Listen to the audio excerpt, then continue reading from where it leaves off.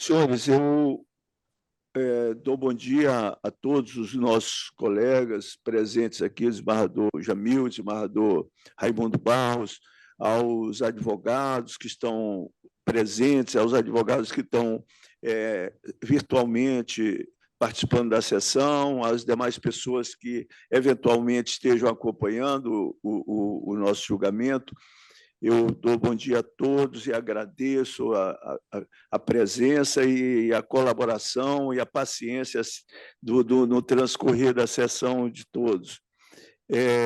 Nós vamos, antes, dar preferência a um processo de quórum estendido, e que já falei antes, agradecendo a presença da desembargadora Ângela Salazar, sorteada para compor a Câmara do Quórum Estendido, a nossa quinta Câmara, e ao desembargador Josemar também, que está sempre presente quando ele é sorteado.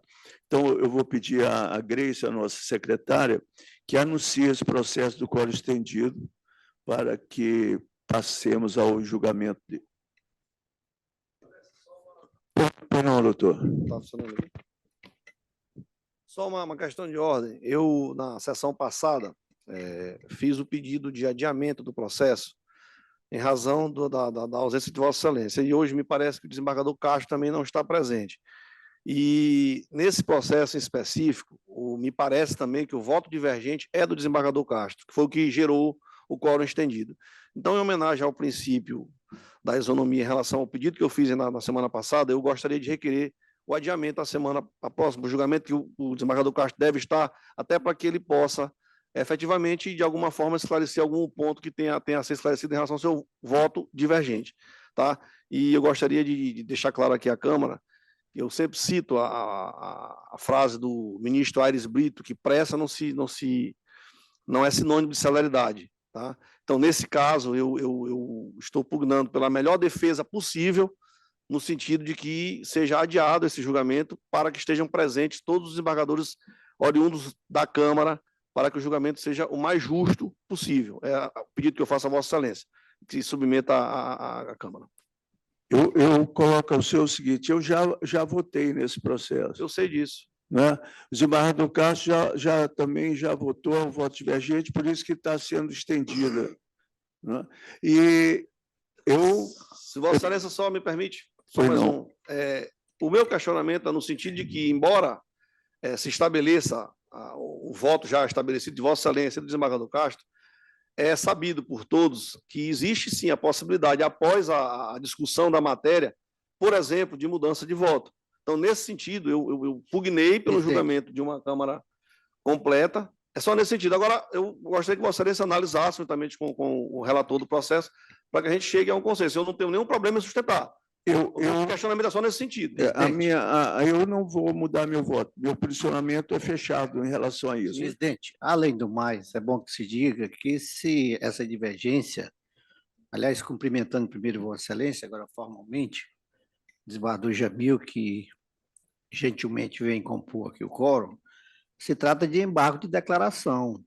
Inclusive, não comporta sustentação, né? Não comporta sustentação. Então, a matéria foi julgada exaustivamente quando nós julgamos as apelações. Nada contra a defesa dos advogados, que acho que o advogado está dentro do seu mistério, sempre enriquece aqui nossas ideias, nossos pensamentos e nossas argumentações. Mas, nesse caso específico, se trata de embargo de declaração. Ou nós vamos aperfeiçoar o julgamento ou vamos reviver o julgamento, o que eu acho que, na minha modesta opinião, não é possível. Então, da minha parte, eu acho que deveria ser julgado sim, porque Vossa Excelência que pode mudar o voto, o seu, né? Porque o desembargador Castro já manifestou o voto dele, né? E eu já manifestei o meu. E, com certeza, também não vejo argumentos para reviver essa matéria. Mas Vossa Excelência fica à vontade como presidente. Não, eu concordo com o senhor. Não, o advogado ele não vai fazer sustentação oral. Ele ocupou a tribuna apenas para levantar uma questão de ordem, né, que foi colocada aqui Isso. agora.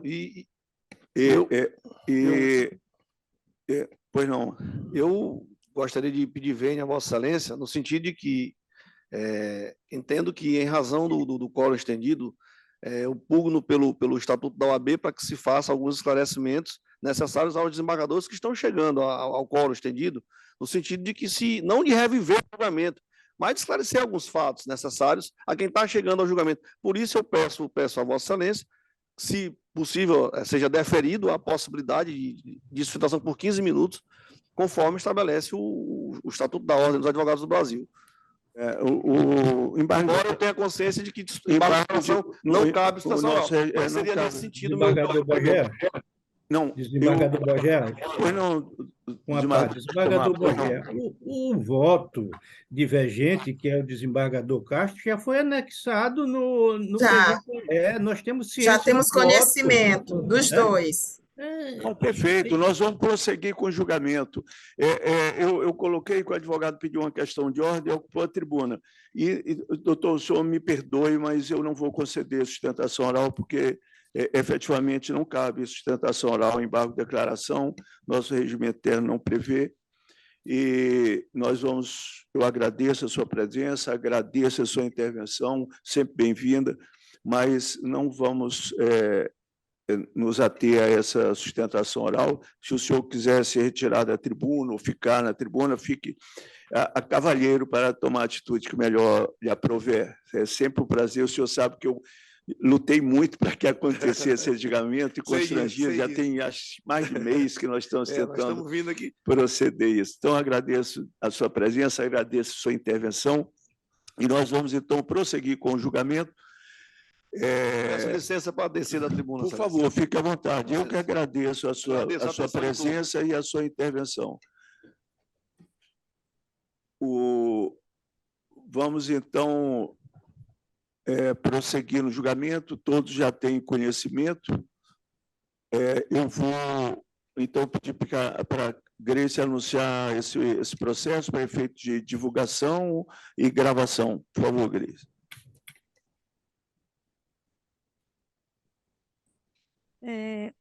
O número 3 da pauta da 5ª Câmara Civil, que é o embargo de declaração na apelação civil 082-7046-40-2021, embargante Najib Queiroz Moreira Lima Neto, advogado Aristides Aguiar Pontes Júnior e Rodrigo Mendonça Santiago, embargado Rizomar Marques da Costa, advogado Rafael Bruno Pessoa de Oliveira e Márcio Vinícius Maia Souza. O relator é o desembargador Raimundo Barros. É isso. Desembargador Raimundo Barros, por favor, o senhor com a palavra. Presidente, eu não vou acrescentar, digamos assim, sobre a questão fática e sobre os fundamentos do meu voto, absolutamente nada. O que eu disse quando votei nos embargos de declaração, cuja finalidade é aperfeiçoar o julgamento anterior, que no caso foi quando nós julgamos as apelações, é que não há nenhuma omissão, nenhum esclarecimento, nenhuma contradição a ser feita no voto. E apenas por isso é que eu votei rejeitando os embargos de declaração. Porque o restante da matéria, se nós formos, nós vamos reviver toda a matéria. Questão de data, questão de procuração, questão de recibo. Aí nós estaremos refazendo um julgamento que embargo de declaração só poderia ocorrer, digamos assim, eu tenho um maior cuidado de embargo de declaração não fugir do que foi julgado no recurso, realmente. Então, eu apenas estou dizendo isso, é que não há no acordo embargado nenhuma contradição, nenhum erro material, então ele é absolutamente desnecessário, votei e estou votando pela sua rejeição, mas deixo os colegas à vontade, né, 2 ilustres colegas que vão compor o quórum para se manifestar. É o que eu tinha a dizer, presidente.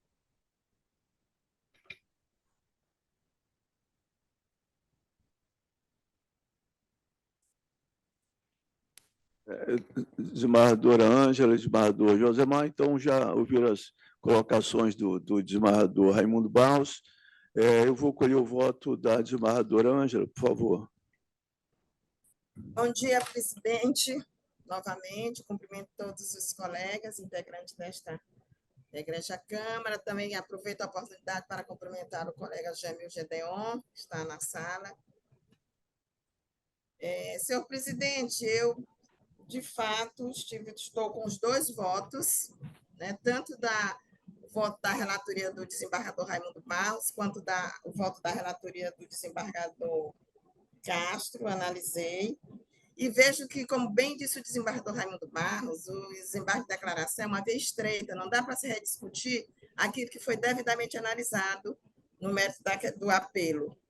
E, pelo que eu vi, pelo que eu entendi, pelo que eu analisei, não há nenhuma contradição, não há omissão, não há possibilidade. Portanto, trata-se apenas de rediscussão da matéria, o que é incabível através de mandado de segurança. Por essa razão, eu acompanho o eminente relator, desembargador Raimundo Barros, no sentido de rejeitar os presentes embargos. Agradeço, desembargadora Ângela. Por favor, desembargador Josemar. Eu renovo o meu bom dia a todos, ilustre presidente, e eu vou entendendo aqui, de acordo com o acervo probatório, eu verifiquei que o embargado não fez prova de que realizou a venda desse veículo ao embargante, e nem que tinha a posse, propriedade anterior do bem. Eu entendo que, por esse motivo, o pleito da peça inicial deve ser julgado improcedente. Eu estou votando dessa maneira, eu estou acompanhando inteiramente o voto divergente do desembargador José Ribamar Castro. Eu agradeço o seu voto, desembargador Josemar. Então, vamos proclamar o resultado, por favor.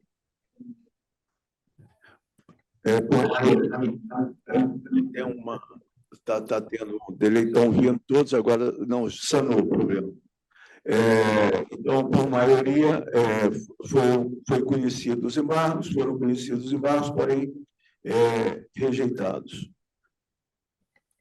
Agradeço ao desembargador Ângela, agradeço ao desembargador Josemar a presença e estão livres aí para prosseguir na sua labuta diária, porque acho que era o único voto de Câmara Estendida que nós tínhamos, o único processo que nós tínhamos para acompanhar. Agradeço a presença dos senhores dois e dou um grande abraço e que tenham uma semana frutífera. Até logo. Obrigado e bom dia a todos. Que transmitir a ambos aí um afetuoso abraço aí, saudade de ambos, nunca mais os encontrei.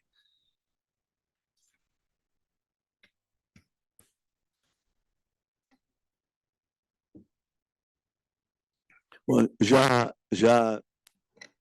tendo sido, então, liberados os nossos colegas que estavam compondo a Câmara Estendida, vamos agora aprovar a ata, desembargador Raimundo Barros.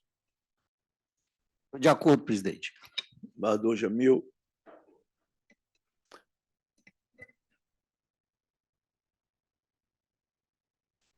Quinta Câmara. Quinta Câmara.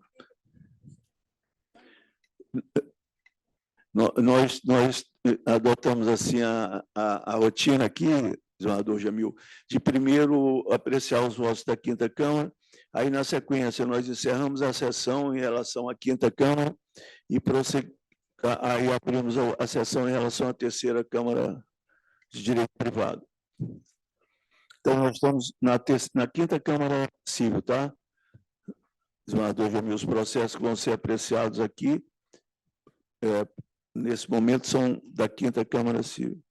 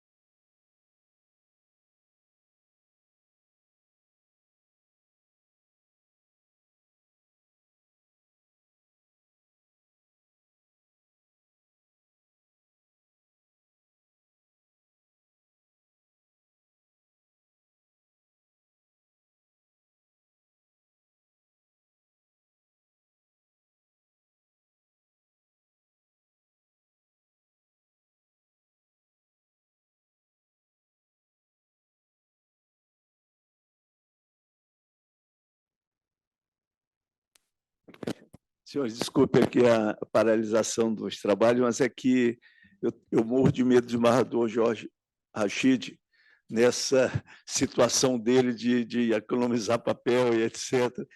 E eu estava abrindo meu drive aqui, porque como eu cheguei atrasado, por causa de um problema de trânsito lá perto da minha casa, eu não abri. E estou abrindo agora meu voto aqui da 5ª Câmara Civil. Desembargador, nós só temos, desembargador Barros, só temos 2 processos que em relação da 5ª Câmara Civil. Um é o seu, e o senhor tem a palavra para... Eu peço para a Grace anunciar o processo ou o senhor anuncia mesmo? Não, pode anunciar, sem Por problema. favor.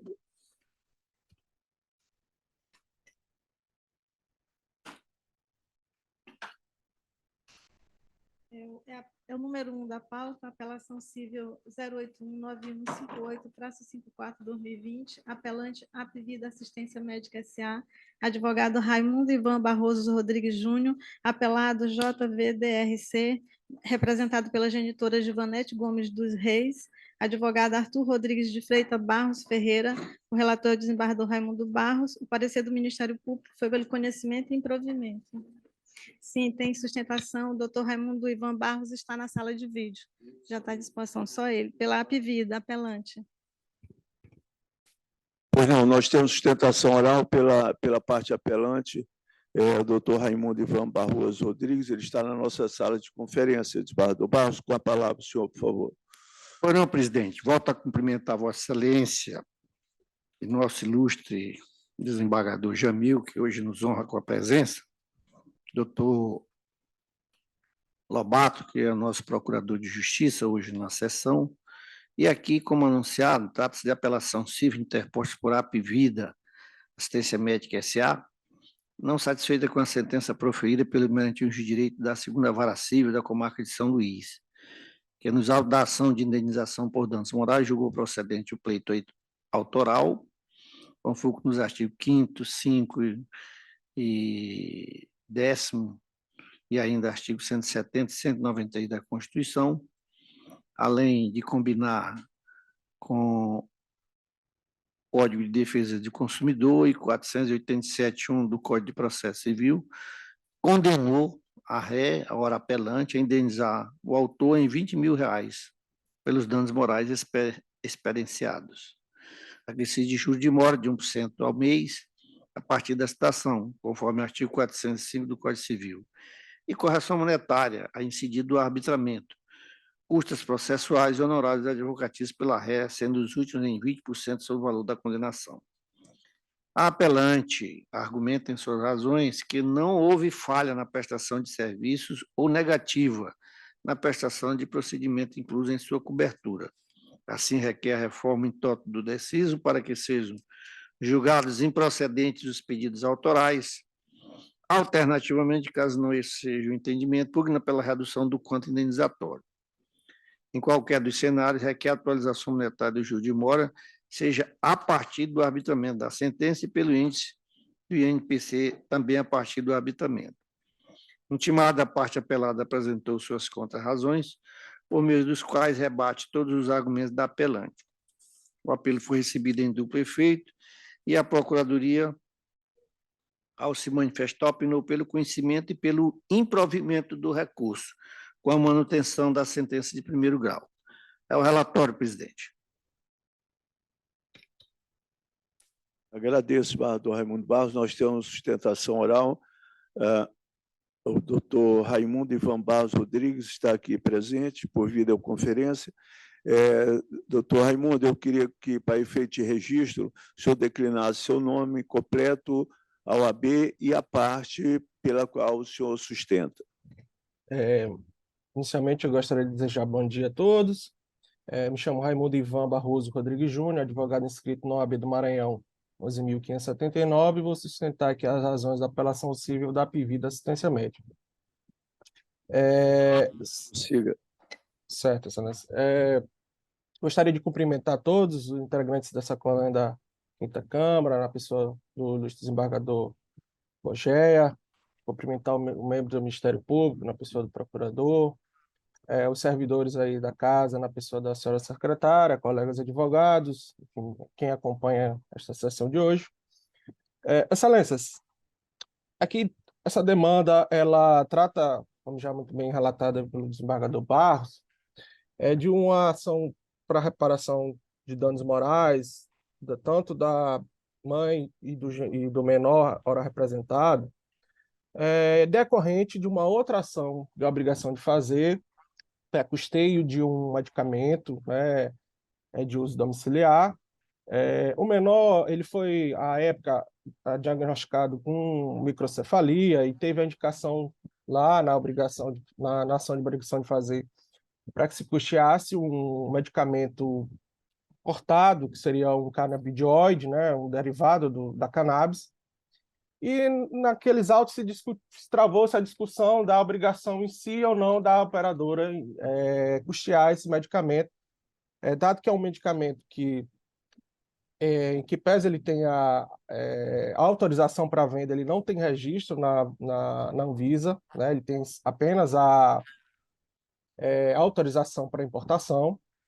É um medicamento que é de uso domiciliar, né? E a própria artigo 10 da Lei 9.656, ele permite a exclusão da cobertura dos contratos da saúde suplementar, o custeio de medicamentos para o seu uso domiciliar, à exceção dos dos medicamentos para tratamento do câncer. E na inicial também, a mãe da autora tenta imputar uma doença que ela, né, foi acometida em relação a uma doença de fígado, muito provavelmente do trato nervoso, por conta da origem nervosa, sobre aquela discussão que foi travada naqueles autos por uma suposta demora no cumprimento da obrigação imputada naquele processo anterior. E as nossas razões recursais, inclusive a nossa defesa também, nós sustentamos de que não é uma matéria pacificada em relação a essa obrigação de fazer. Claro que está claro que o medicamento é um medicamento de uso domiciliar e a própria lei especial que rege a saúde suplementar, ela é clara no sentido de excluir da obrigação das operadoras.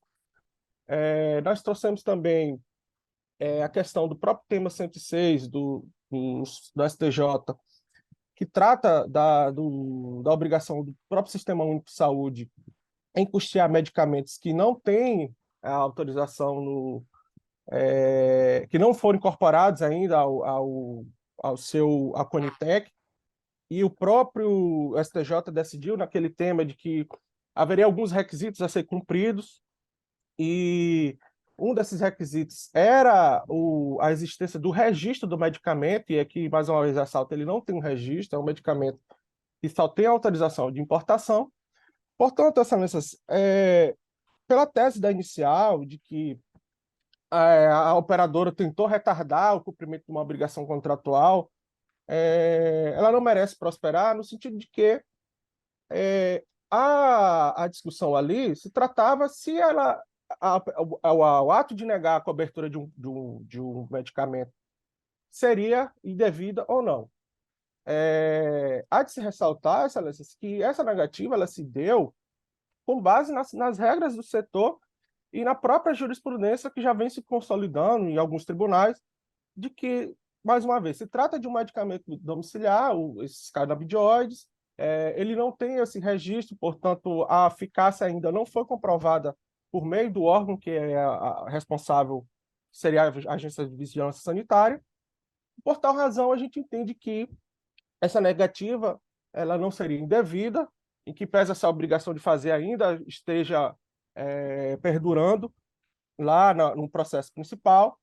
Essa negativa ela não poderia ensejar um dano moral indenizável, considerando que todos esses argumentos, né, que a gente vem trazer nessas razões recursais. Então, excelências, basicamente essas considerações que eu queria trazer nessa tribuna, né, reforçando que toda a discussão lá naqueles autos ele se tratou de forma técnica, se seria um medicamento de fato de uso, né, com a sua comprovação científica ou não, Nós comprovamos que é um medicamento que ele não tem esse registro, só tem essa autorização, e com base no próprio julgado do Superior Tribunal de Justiça, a gente entende que não haveria ato ilícito ensejável aos danos morais. Por tal razão, a gente vem pedir provimento do nosso apelo para que se afaste essa condenação, né, imputada, determinada pelo juízo em primeiro grau, ou de forma subsidiária, para que se reduza esse valor, considerando que a quantia de R$20 mil foge, inclusive, dos parâmetros já fixados, inclusive, por essa quinta Câmara Civil, em casos semelhantes.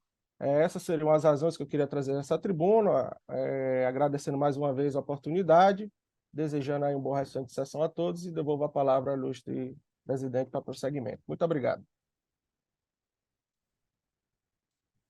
Agradeço a sua sustentação, doutor Raimundo.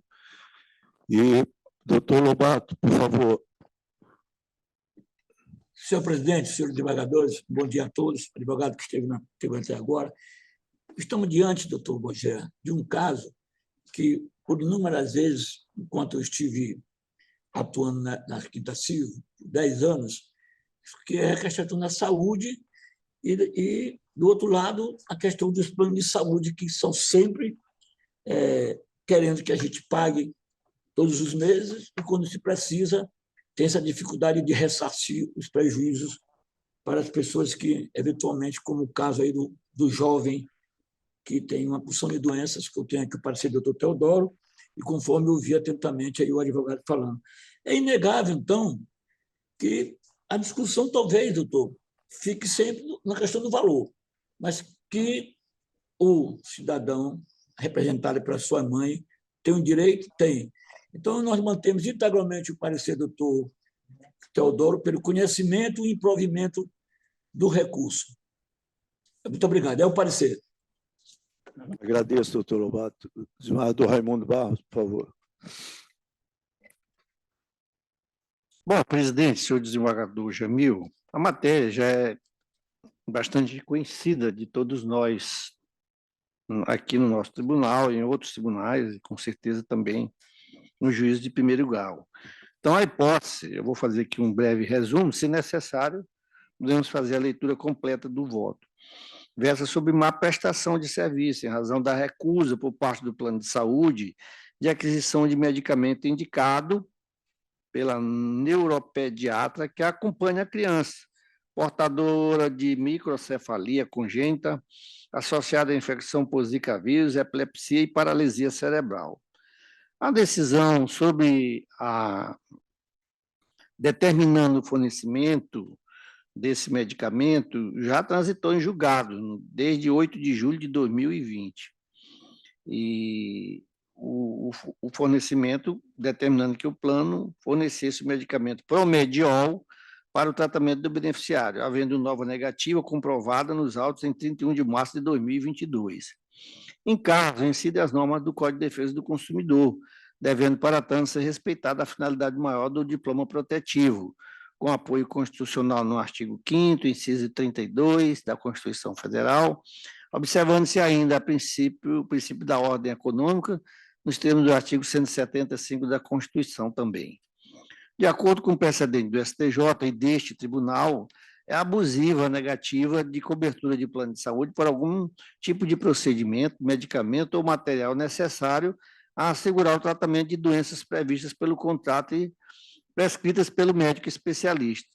Na espécie, os documentos juntados ao caderno processual, em específico, a prescrição da médica especialista, já citada, demonstra que o uso do Promediol para casos como o do apelado se mostrou eficaz, além de autorizada pela Anvisa, razão pela qual endobrou o magistrado em determinar o fornecimento ou o respectivo custeio do medicamento, enquanto durar o tratamento e na periodicidade indicada pela médica.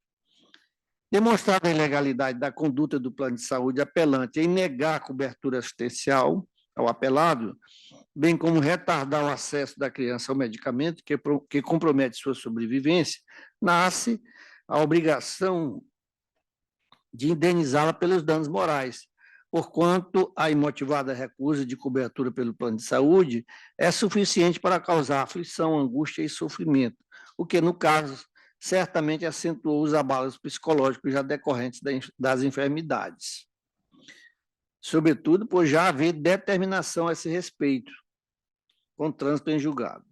É razoável, no presente caso, a manutenção da condenação. O que foi feito lá no juiz de primeiro grau foi fixada, senhores desembargadores, foi pedida uma indenização em torno de 105 mil reais, e o juiz de primeiro grau, senhor presidente, fixou a indenização por danos morais no patamar de 20 mil reais, o que, no nosso entendimento, compensa adequadamente o abalo suportado, ao tempo em que serve de estímulo para que o apelante evite a reiteração do referido evento danoso.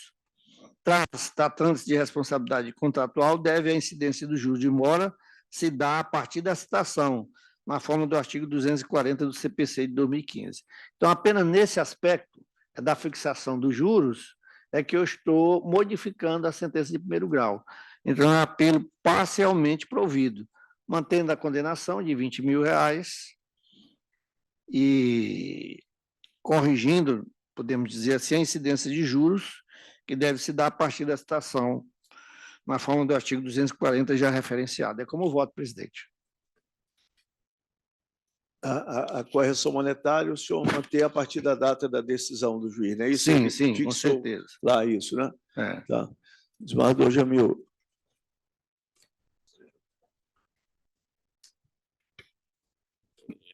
Eu queria só fazer uma consideração.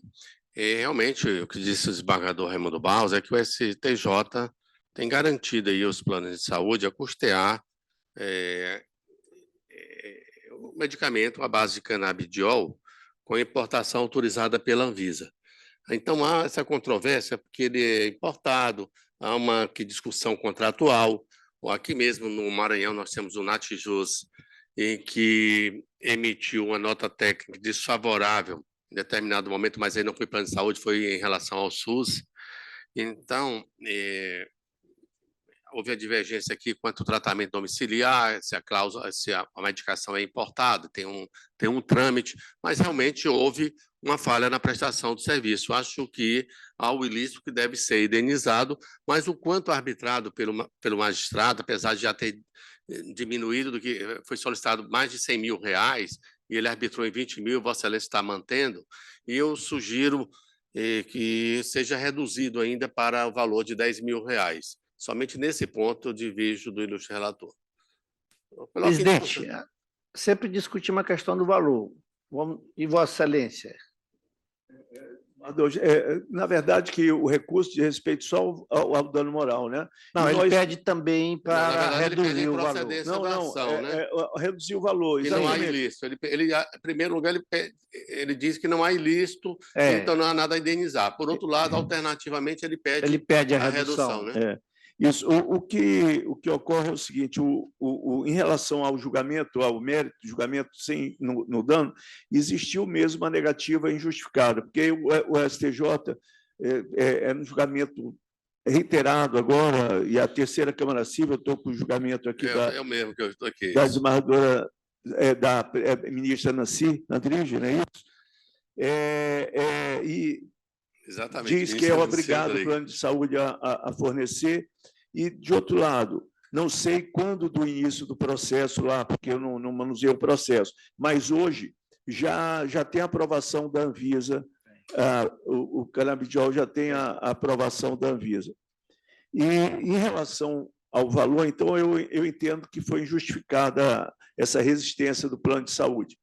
Em relação ao valor do dano moral, desembargador Jamil, vou conversar com ele aqui, a Câmara aqui ela sempre entra no consenso, né? Às vezes, não, qualquer acham, desembargador Barros, se o senhor não se importar, se o senhor modificar seu voto, eu prefiro acompanhar o desembargador Jamil nesse valor, porque eu acho mais... Não, perfeitamente. Eu acho que a discussão sobre o valor, nós sempre ficamos abertos, né? Há todo um procedimento em relação à importação do medicamento. Então não tem nenhuma dificuldade em acompanhar a sugestão do desembargador Jamil. e ficaria o voto, né? Inclusive com essa sugestão registrada, Não, eu acompanho de, Vossa Excelência. de dar parcial provimento. Parcial provimento. Parcial provimento, para reduzir o valor de 20 para 10 e ainda a questão da incidência dos juros. Eu agora só um comentário que foi oportuno, essa nossa... que nós sempre somos abertos, senador Jamil, a essa discussão do valor. Um membro da Câmara nossa, da turma de Direito Privado, chega com valor e nós, olha, talvez para cima, para baixo, né? Nós não temos assim uma definição e há um consenso sempre. E ocorre o que aconteceu agora do Raimundo Barros, cede e concorda, e o voto dele fica de acordo com o entendimento majoritário.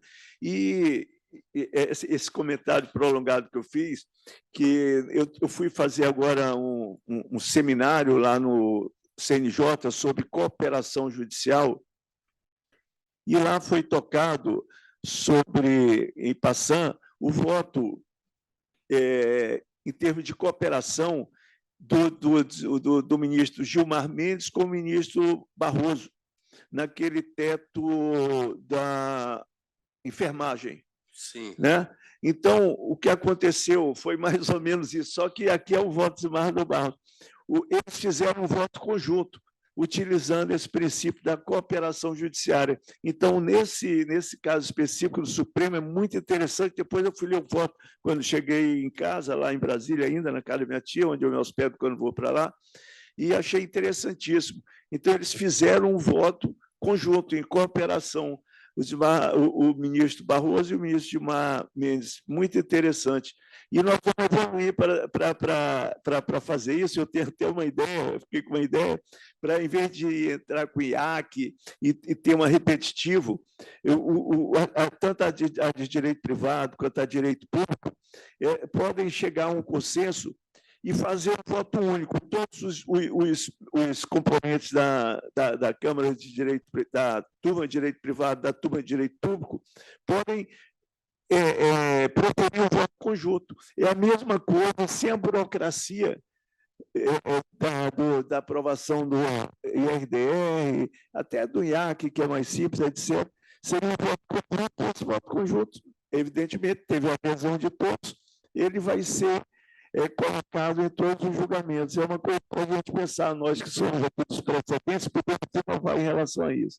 Obrigado pela paciência, doutor Raimundo, obrigado pela sua presença aqui no nosso julgamento.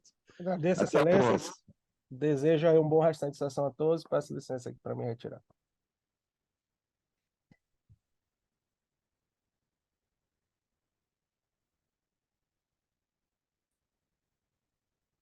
Senhores, o segundo e último voto da Quinta Câmara Civil da minha relatoria, mas o advogado não está presente, aí, mas só esclarecendo aqui para o desembargador Jamil, o advogado, às vezes, pede para fazer sustentação oral e não comparece.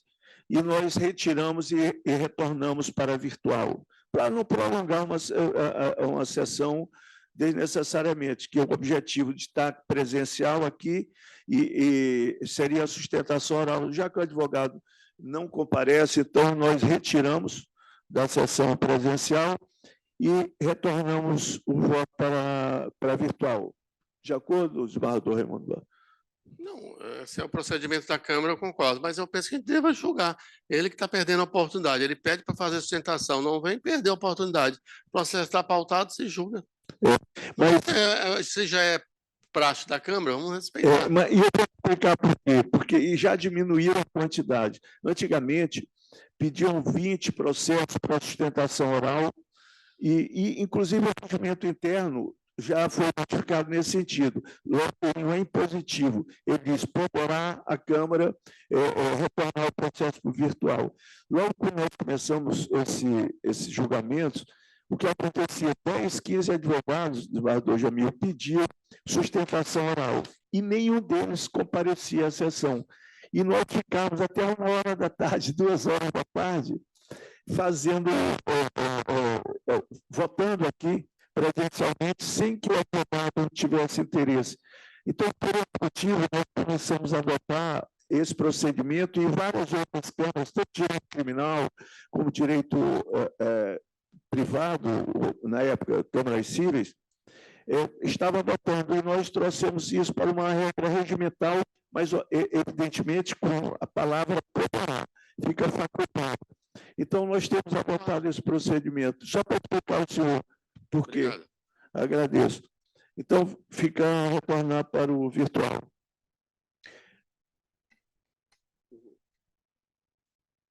Bom, senhores, então, dou por encerrado a sessão híbrida e a 5ª Câmara Civil encerrou seu julgamento e passaremos, então, agora à 3ª Câmara de Direito Privado. Não é isso?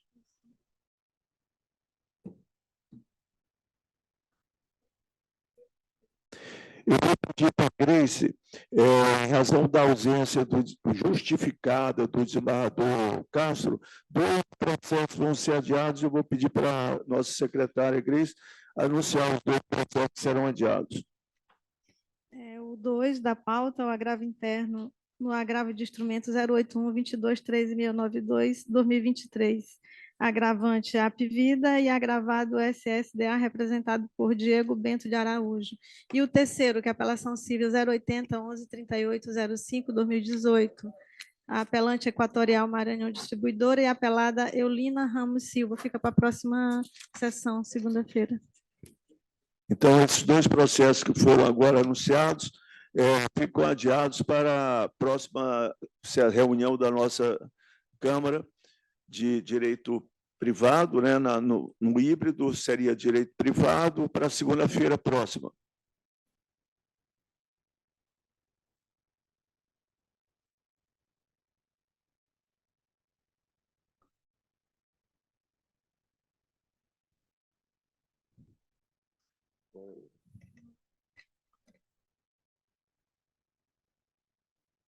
Desembargador Barros, o senhor está com o 4º processo da pauta, que é um pedido de vista, o relator desembargador Castro, o senhor vai fazer o julgamento, nós temos a advogada presente, não é isso, doutora Cláudia, não é isso?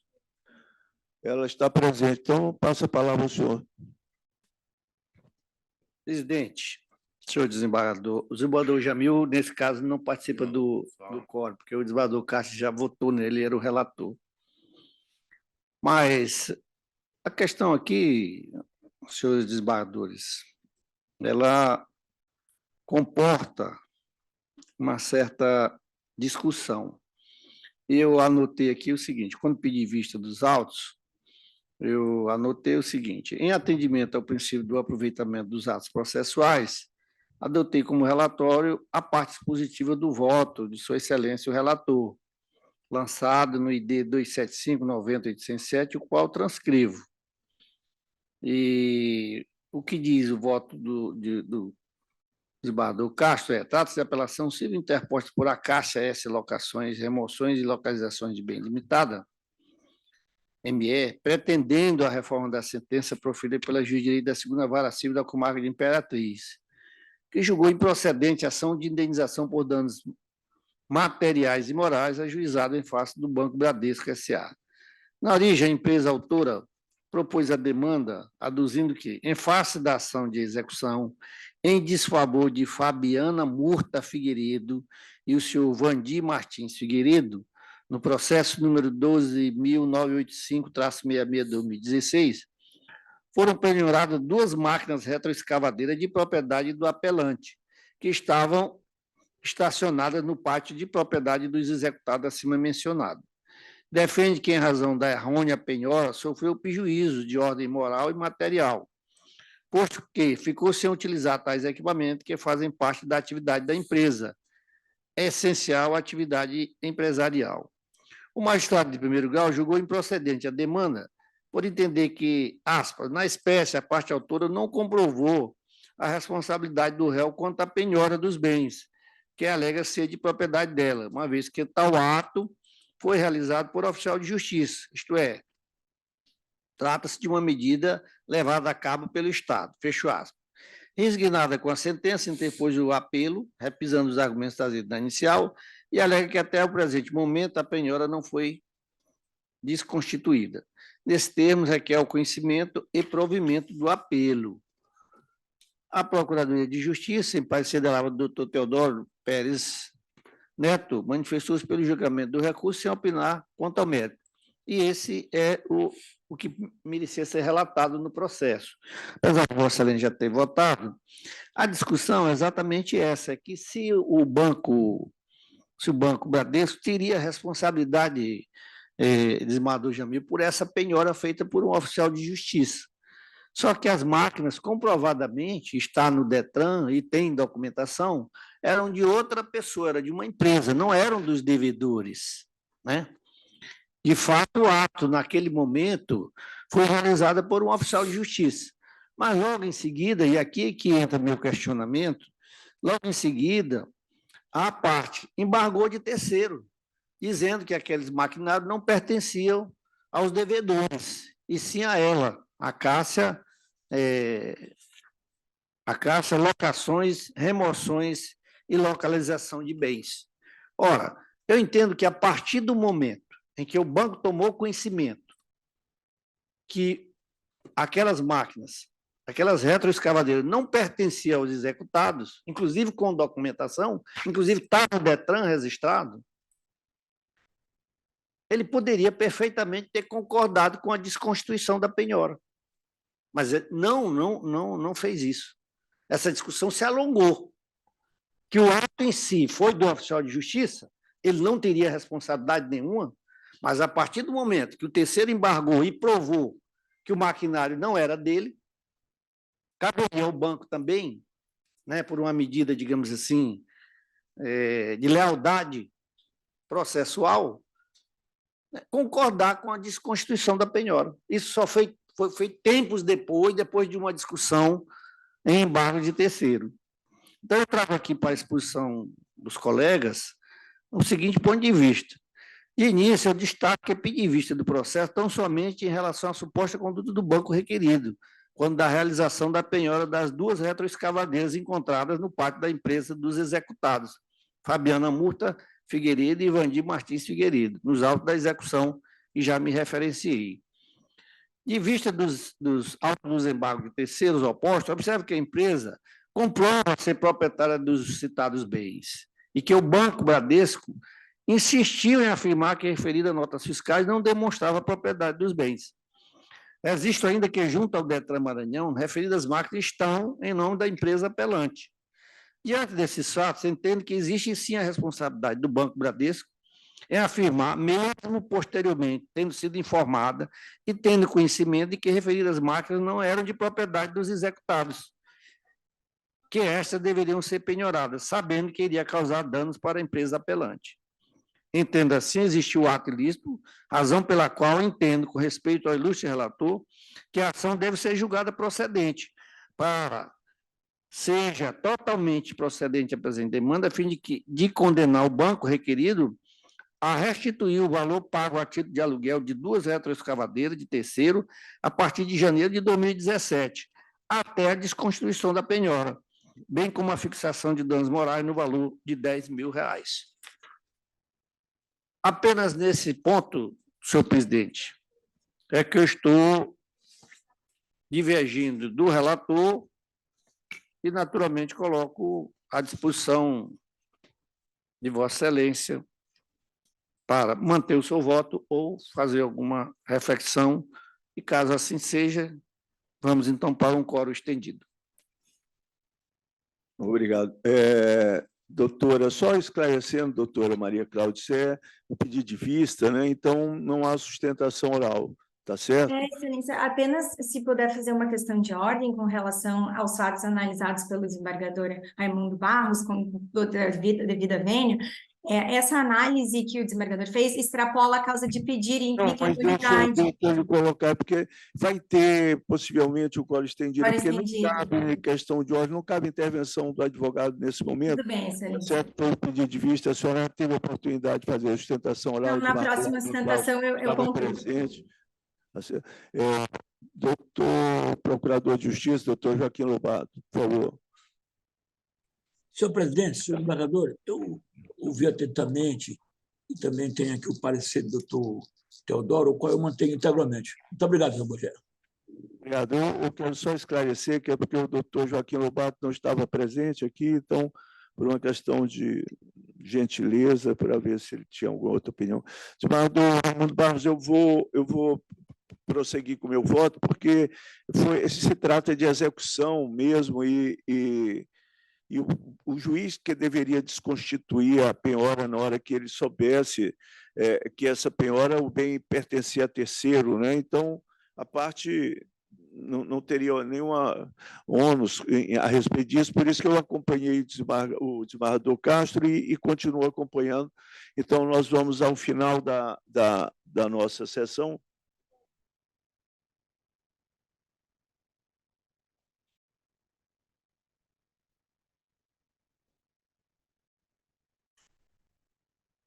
Não, eu acho que cabe, sim, apelação.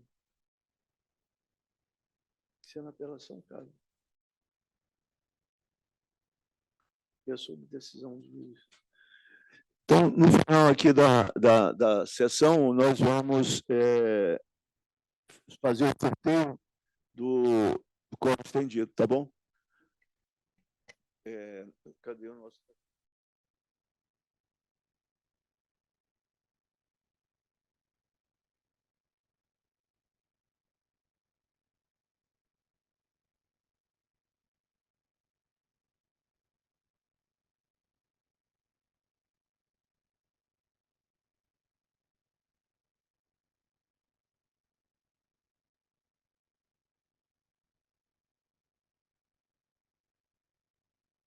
Esse processo próximo é da minha relatoria, é o último processo, não é isso? Que vai ser julgado hoje. Eu vou pedir para a Grace anunciar o processo, por favor. Na verdade, é um julgamento conjunto. 2 agravos de instrumento. É o número 1 da pauta, é o agravo de instrumento 080-17-27-05-2023, que vai ser julgado conjuntamente com 080-2342-92-2023. Agravante é Márcio Dominici Abreu Soares, advogado Roberto Charles de Menezes Dias, agravada Thalita Antônia Costa Barroso Dominici, advogado Wagner Tobias Lima Filho. O parecer da relatoria do desembargador Raimundo Moraes Bogé, e o parecer do Ministério Público foi pelo desprovimento. Quem pediu a sustentação foi o doutor Roberto Charles, que está na sala de vídeo. Isso. Pois não, doutor Charles, bom dia ao senhor. Mais uma vez, eu vou proceder aqui ao relatório. Trata-se de agravos de instrumento interpostos. O julgamento aqui, por haver conexão, estou dando uma única decisão para abrangendo os 2 agravos. Agravou o varão e agravou a esposa, a ex-esposa dele. Trata-se de agravos de instrumento interposto por Márcio Dominici Abreu Soares e Thalita Antônia Costa Barroso Dominici, pretendendo a reforma da decisão que fixou os alimentos provisórios em favor dos menores ACBD e HCBD em 5 salários mínimos, sendo 2,5 salários mínimos para cada filho, a ser depositado na conta de titularidade da representante legal das crianças até o dia 10 de cada mês.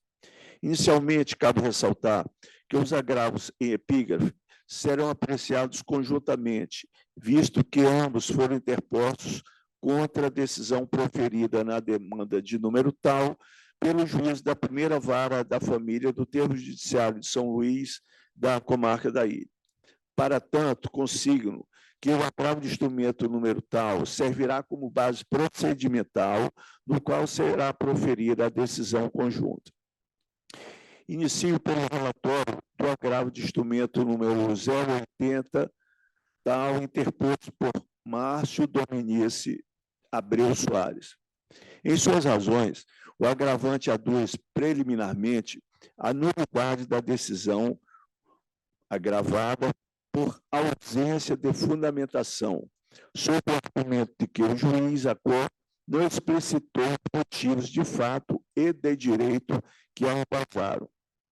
Na sequência, alega ser profissional liberal, com renda mensal incerta e variável, assim como noticia possuir outros 2 filhos de uma relação anterior, com os quais também tem despesas mensais. Sustenta que os alimentos foram fixados de maneira excessiva, o que prejudica sua própria manutenção. Arrasou, por outro lado, que a agravada ofere renda como profissional de saúde e como organizadora de eventos com alta lucratividade.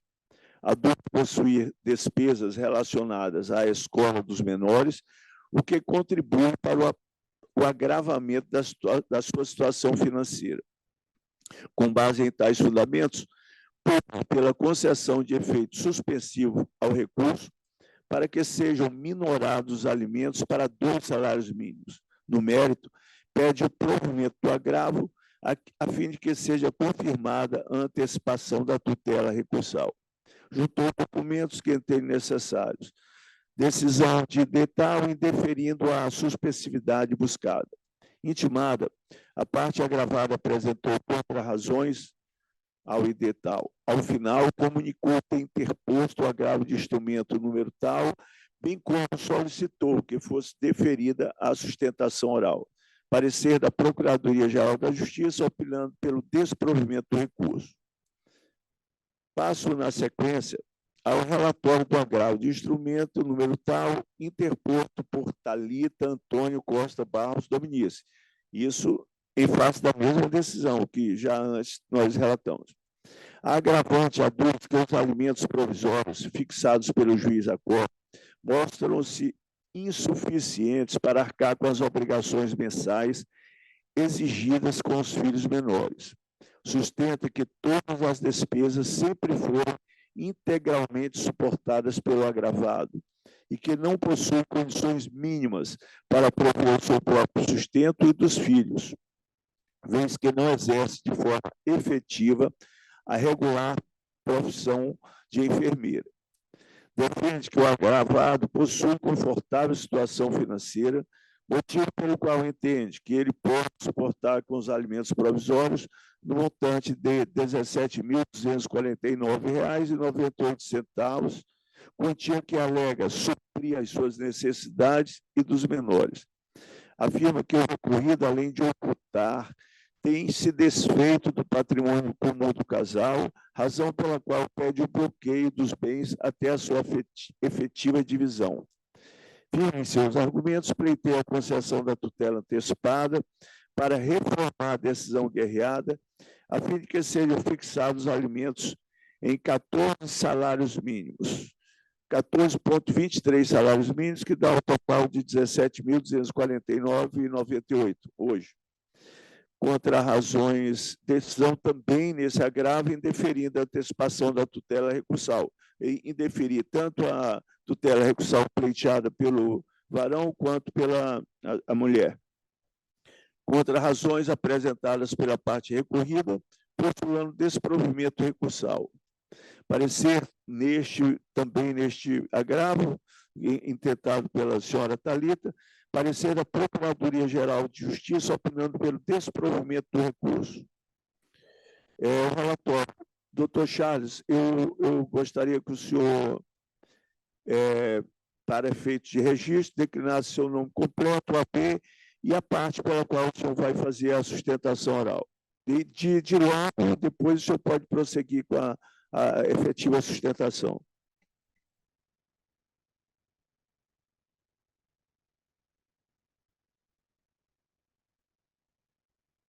O senhor está sem som, doutor Charles. Peço perdão, presidente. Eu sou de uma época que essas coisas não existiam. Eu costumo dizer que essa questão de informática, eu estou no período paleontológico, né? Mas estou me adaptando. Cuidado, doutor Charles. Eu tomo essa liberdade, porque nós somos amigos de longa data. Para o senhor, amigos, mas não com intimidade que venha complicar. Impossibilite de julgar, né? Exato. O senhor não ser transformado num dinossauro social, se desvincular dessa evolução. Por favor, eu quero ter o senhor presente sempre nessas lides aqui. Um grande abraço, por favor, prossiga, e seu tempo está contado desde agora. Retribuo o abraço e agradeço pela demonstração. É realmente um cuidado que a gente precisa tomar. Mas eu estava dizendo que, para efeito de registro, Roberto Charles de Menezes Dias, OAB Maranhão 7823, advogando em favor de Márcio Dominici, né? Oportunidade na qual já cumprimento Vossas Excelências com efusiva alegria de revê-los aqui, doutor Jamil, que já não vi há algum tempo. Satisfação grande em vê-lo, doutor Jamil. Desejo um bom dia, uma boa semana. Abraço. Desembargador Bogé, já havíamos conversado, já havíamos falado, mas reitero os cumprimentos. Desembargador Raimundo Barros, reitero também os cumprimentos. Doutor Joaquim Lobato, meu querido amigo, também uma satisfação encontrá-lo. E estendo também os cumprimentos aos servidores que têm prestado um serviço excelente aqui, orientando a gente como é que faz, como é que liga microfone, como é que liga câmera. Doutora Grace, cumprimento a todos os servidores em seu nome. E, eventualmente, algum colega advogado que, por um acaso, esteja acompanhando a sessão, ou aqueles que estão assistindo pela Rede Mundial de Computadores, também fica aqui o meu cumprimento. Eminentes desembargadores, a discussão que se pauta aqui, efetivamente, é uma discussão que ela vai se subsumir aí ao binômio necessidade-possibilidade, né? As necessidades, a gente, via de regra, entende imaginá-las que são infinitas, ou são muito grandes, mas ele esbarra num teto chamado possibilidade, que é aquela de quem está do outro lado a suprir as necessidades que são postas a julgamento. E nessa questão, desembargadores, eu gostaria de chamar a atenção para o fato que não é de desconhecimento de ninguém do mundo em que nós vivemos hoje, uma situação de pós-pandemia, onde todas as atividades, seja ela prestadora de serviço, empresarial, inclusive particularmente aqui no Brasil, por questões políticas, a gente tem sofrido um revés muito grande, né? E uma pensão, um valor a ser adimplido todo mês no montante de 5 salários mínimos, considerando as necessidades do requerido, né? No caso, o meu cliente, o Márcio Dominici, que vive com exclusividade da advocacia, acaba sendo muito pesado. A agravante, a parte agravada, a parte ex-adversa, ela traz alguns elementos de consideração que possivelmente até pode impressionar se a pessoa não está muito atenta ao que se está observando. Ela fala de grandes movimentações financeiras na conta do agravante, doutor Márcio, mas ela não informa que essas movimentações elas se deram em razão de um pedaço de terra sem nenhum benefício, que foi doado pelo pai doutor Márcio, para ele, doado em vida, ainda como antecipação de herança, e que, na verdade, representava muito mais despesa do que receita, né? Esse pedaço de terra ele teve que vender, por isso aquela movimentação que ela traz para os autos, mas logo em seguida ele comprou um outro pedaço de terra. E aí ele tem tentado, por conta dessa dificuldade que se tem encontrado na advocacia, e isso é público e notório, ele tem tentado buscar uma alternativa na pecuária. E aí, por tristeza do setor, não sei se Vossas Excelências têm intimidade com esse assunto, mas só para que se registre, o boi chegou a ser vendido ano retrasado, ano passado, a R$ 23,00 o quilo, R$ 23,00 o quilo, hoje está sendo vendido a 13, né? Só para que se registre, é só dar uma olhada nos informes econômicos, que nós vamos ver que a pecuária, no momento em que o agravante entrou, ela tem sofrido um revés terrível e tem sido fonte de prejuízos enormes.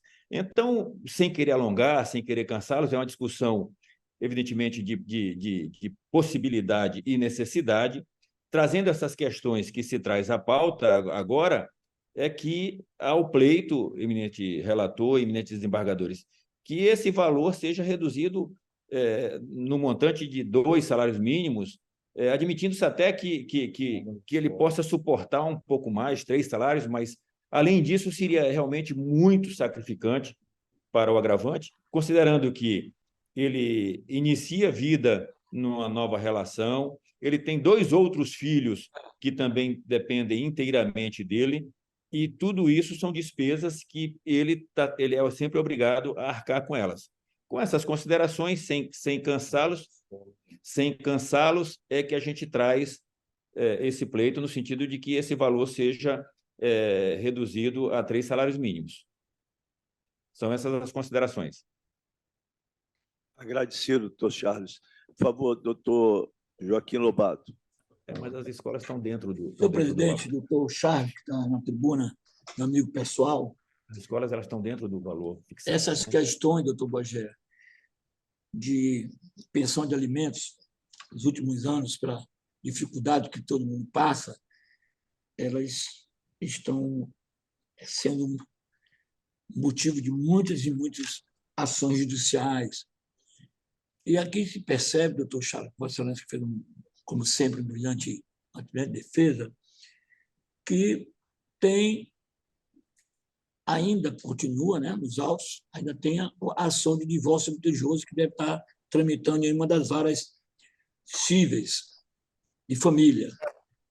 Portanto, na primeira vara, doutor Lobato. Na primeira vara. Muito obrigado. Como se trata de alimentos provisórios, doutor Jamil, eu imagino que deva ficar mantido esses 5 salários mínimos e lá, na primeira vara de família, durante a instrução, as partes, o apelado, representado pelo doutor Roberto Charles, vai demonstrar, durante a instrução, que não tem mais, no momento, condição de arcar com 5 salários mínimos. Mas, como é uma decisão provisória, e a doutora Sambra fez um parecer muito bem elaborado, eu mantenho integralmente o parecer para que seja mantido provisoriamente ainda os 5 salários mínimos e, durante a instrução, lá aqui vai ser analisado com mais detalhes. Muito obrigado. Mantenho integralmente o parecer. Agradeço, doutor Lobato. Senhores, vou partir para o voto, que já coloquei, que é o voto único, apreciando tanto o agravo interposto pela senhora Thalita quanto pelo cônjuge varão. Passa ao voto. Trata-se de hipótese de reunião obrigatória para julgamento conjunto dos agravos de instrumento em epígrafe, com o fim de evitar a prolação de decisões conflitantes, visto que os recursos interpostos por partes adversas visam reformar a mesma decisão. Aí eu passo com alguma digressão sobre o artigo de reunião de processo, a admissibilidade do recurso, e passo aqui a análise. Ao fixar os alimentos provisórios, cabe ao juiz examinar a correlação entre as necessidades básicas de quem os recebe e as possibilidades econômicas de quem está obrigado a prestá-los. No caso em apreço, o agravante alega que não possui condições de arcar com os alimentos na forma em que fixados pelo juiz de base, pelo que entende caber a sua minoração para 2 salários mínimos. Em relação às necessidades dos alimentandos, entendo que são presumidas em virtude da menoridade, restando avaliar se o montante fixado na instância ACOR atende ao binômio necessidade e possibilidade.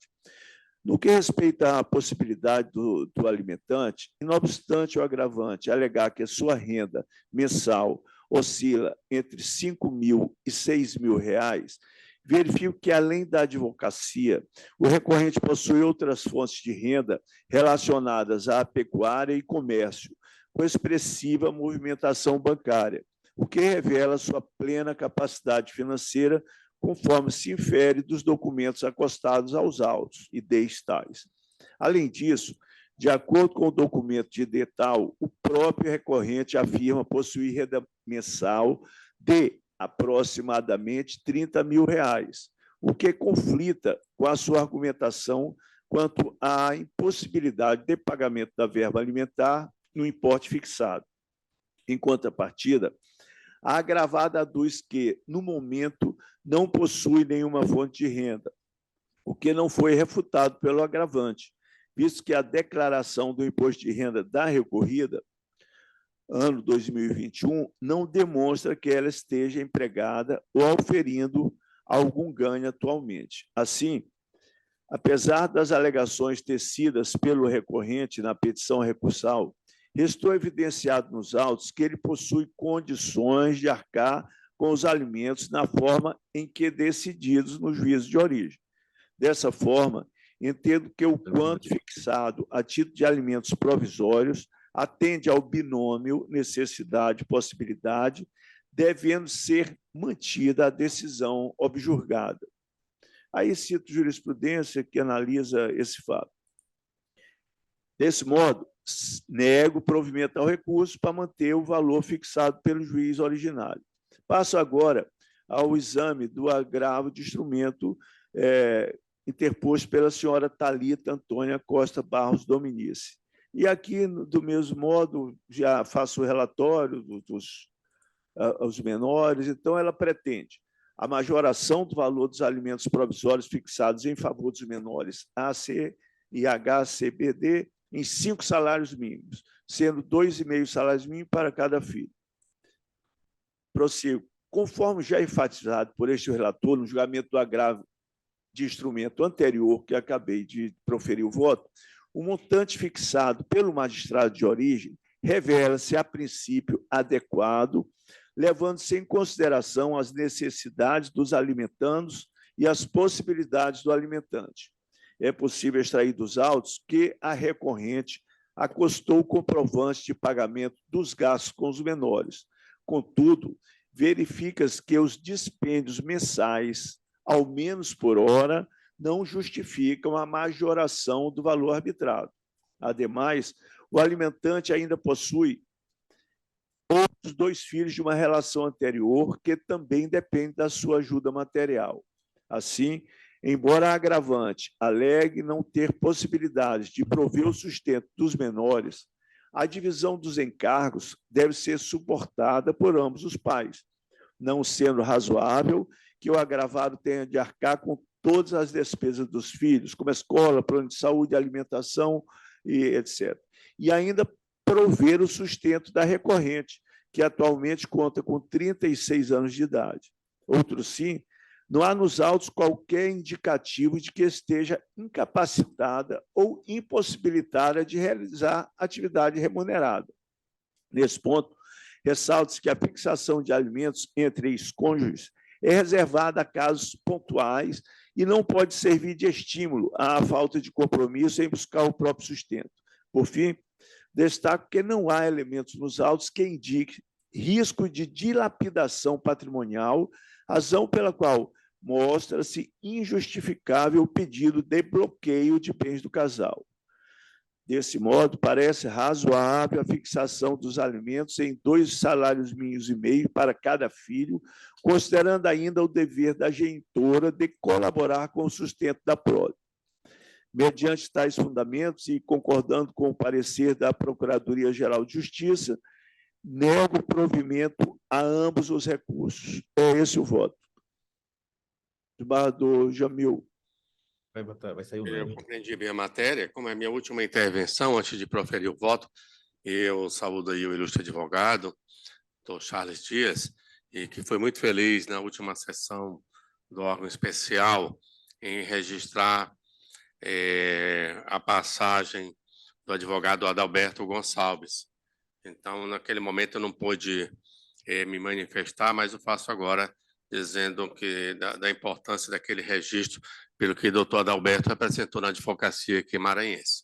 Por outro lado, eu queria me referir também ao doutor Lobato, que eu vi que está completando, juntamente com outros colegas de Barra do Barros, 40 anos de Ministério Público. E se nós estivéssemos lá, nós estaríamos ao lado dele, ombreando aí essa comemoração, porque somos do mesmo concurso. Bom, demonstrar bem, por fim, minha felicidade de estar aqui, aprender um pouco com os senhores, é sempre bom. E quando eu soube que ambos estavam aqui, eu fiz questão de vir. Pensei em fazer por vídeo, mas eu acho que a sessão presencial é muito importante, e quando eu soube que ambos estavam aqui presentes, eu me desloquei também para que a sociedade, as pessoas entendam que da importância, e entre nós mesmos, a importância da sessão presencial. A matéria é simples, o voto de Vossa Excelência está bem claro, eu já havia lido o relatório, o voto, a ementa, e eu sempre digo, essas matérias são difíceis porque ambas as partes se insurgiram contra a decisão. Quer dizer, a decisão não deixou ninguém satisfeito. Eles foram casados durante quase 10 anos, 2 filhos menores, ela está pleiteando 17 mil, o juiz arbitrou em 5 salários mínimos, ele alega que não pode, pretende aí 2 salários mínimos, 2,5. Então, considerando o voto de Vossa Excelência, parecer ministerial, essa matéria pode ser revista quando do mérito, é apenas um agravo. Então, nesse momento aqui, eu comungo para que mantenha a decisão, negando provimento a ambos os agravos. É como voto. Desembargador Jamil, desembargador Barros.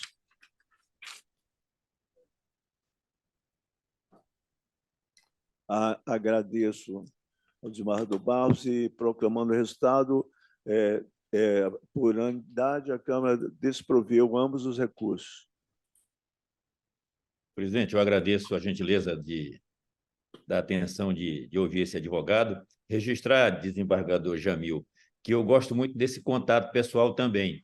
E a programação era para ir fazer a sustentação oral. Mas eu estive na 7ª Câmara Civil, fui lá fazer sustentação oral e fiquei sozinho no plenário, olhando para as cadeiras, né? Sem nenhuma tela na frente.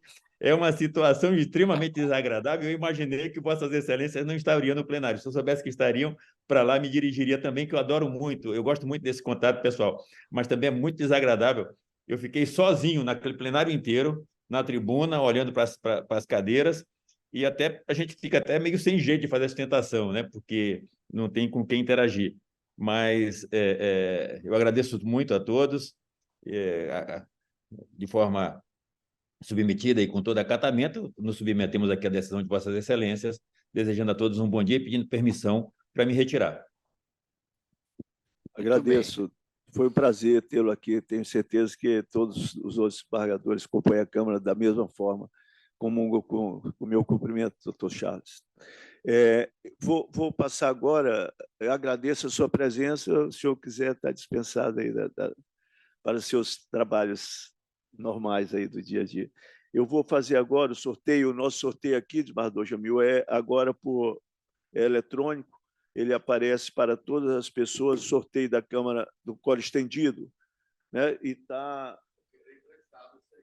mas é só colocar na hora, porque ficava aquele sorteio Neandertal do votinho de pedaço de papel, nós não podemos esperar.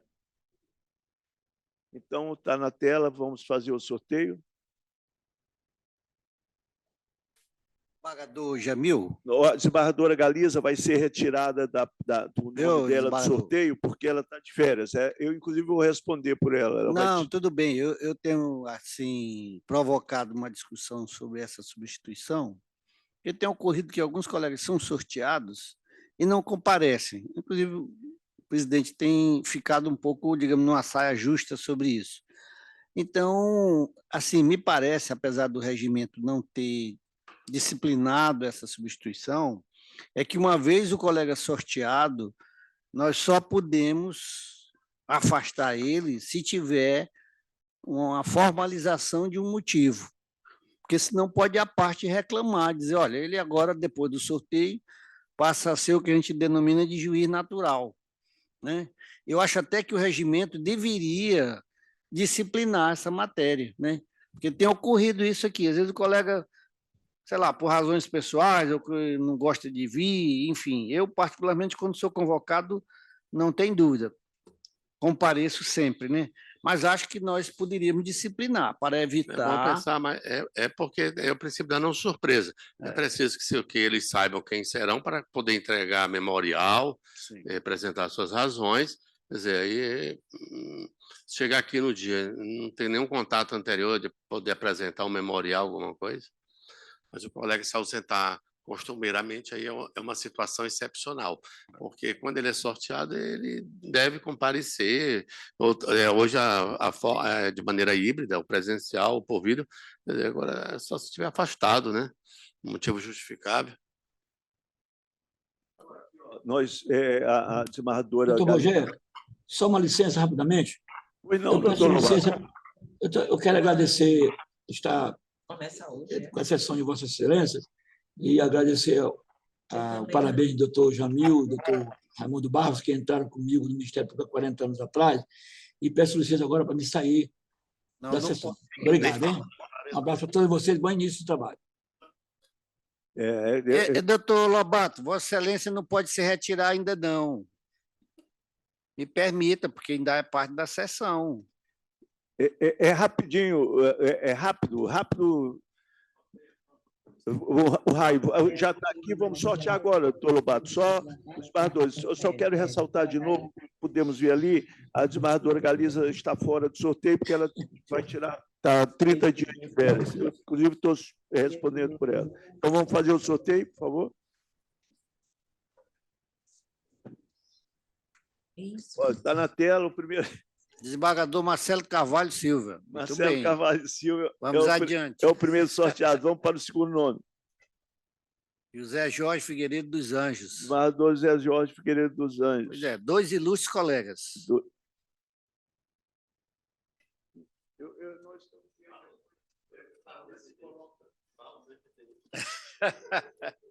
Doutor Lobato, então, eu agradeço a sua presença e declaro encerrada a sessão.